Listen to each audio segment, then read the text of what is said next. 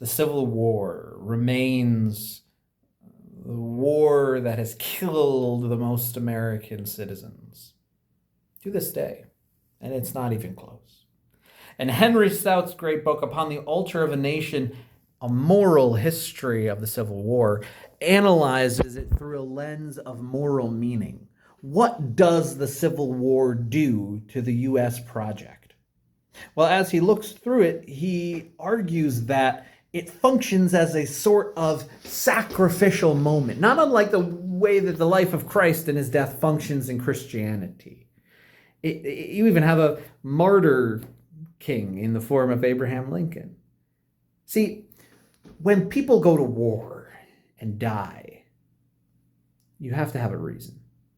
You have to find some way to make it make sense. It has to follow some kind of logic, or else why did this horror happen?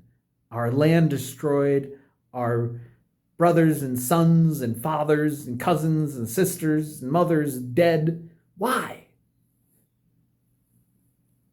The justification we meet in modernity time and again is fighting for one's nation, and that the sacrifice of the people dying for that nation established that nation as meaningful.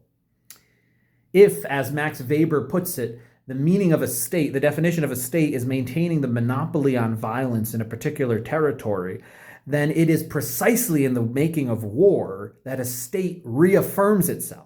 In the very moment that it sends its own citizens out to kill and be killed, it is making a statement about its own sheer existence. And by their deaths, it is sacralizing its existence, as if making some great sacrifice to some ancient deity. In the words of Stout, he says, "For the Civil War to achieve its messianic destiny and inculcate an ongoing civil religion, it required a blood sacrifice that appeared total. While the term baptism in blood did not originate in the Civil War, it enjoyed a prominence in the war rhetoric of both the Union and the Confederacy that had no precedent.